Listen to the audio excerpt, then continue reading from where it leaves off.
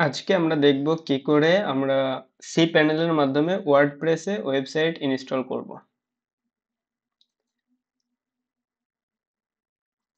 সর্বপ্রথম আমরা সি প্যানেলে যাব।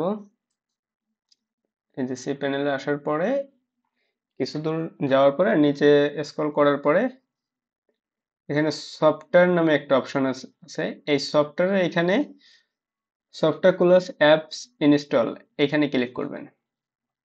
এখানে ক্লিক করার পরে সর্বপ্রথমে এই ওয়ার্ডপ্রেস অপশনটি দেখাচ্ছে। এখানে ডিরেক্ট ইনস্টল বাটনের উপরে ক্লিক করবেন। ক্লিক করার পরে আপনার এখানে যে কয়টি ডোমেন থাকবে এই ডোমেনগুলো এখানে শো করবে। সি প্যানেলে যে কয়টি ডোমেন থাকবে সেই সব ডোমেনগুলো এখানে শো করবে।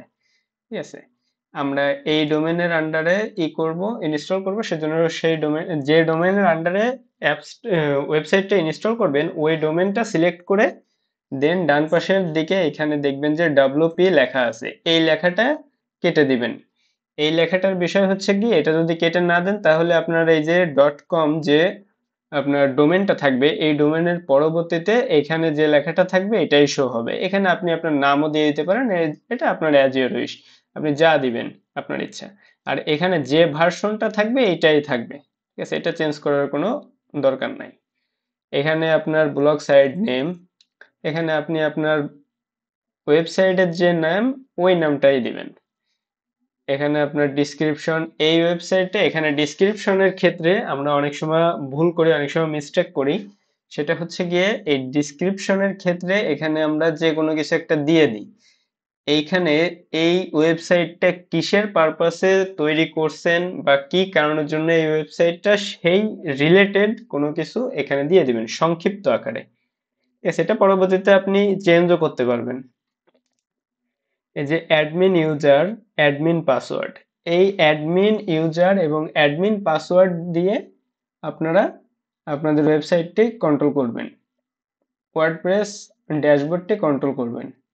এখানে ইমেল, ইমেল একটা থাকবে, এই ইমেলটা রিমুভ করে আপনারা আপনাদের ইমেল দিবেন। আর এইখানে যে অপশনগুলো শো করতেছে, মানে যে প্লাগইন গুলা শো করতেছে টিক মার্ক দেওয়া, সেই সমস্ত প্লাগইন গুলা রিমুভ করে দিবেন।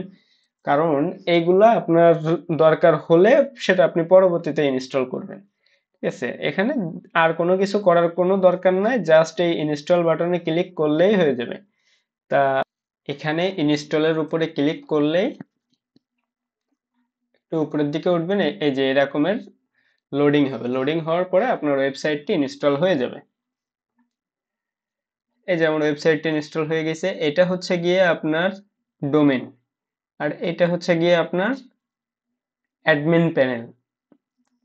দেখি আমাদের ওয়েবসাইটটা কেমন আসছে, সেটা আমরা একটা নিউ ট্যাবে ওপেন করে দেখি, এবং আমাদের অ্যাডমিন ড্যাশবোর্ডটা কেমন এটা দেখি। এই যে আমাদের ওয়েবসাইট এরকমের আসবে। এখানে আমরা কাস্টমাইজ করে মানে ওয়েবসাইটটার লুকটা খুব সুন্দর করে দিব। ঠিক আছে, যে ড্যাশবোর্ডটা ঠিক এরকমের আসবে। এখানে post, media, page, comment, appearance, plugin, user, tool, setting সব আছে। এখান থেকে আমরা আমাদের নিজের মতো করে যেভাবে সাজানোর দরকার হয় সেটা আমরা আমাদের মতো করে সাজাবো। ঠিক আছে, তা পরবর্তী ভিডিওতে ইনশাআল্লাহ দেখাবো যে ওয়েবসাইট কিভাবে সেট আপ করতে হয়। ঠিক আছে, সকলে পাশে থাকবেন।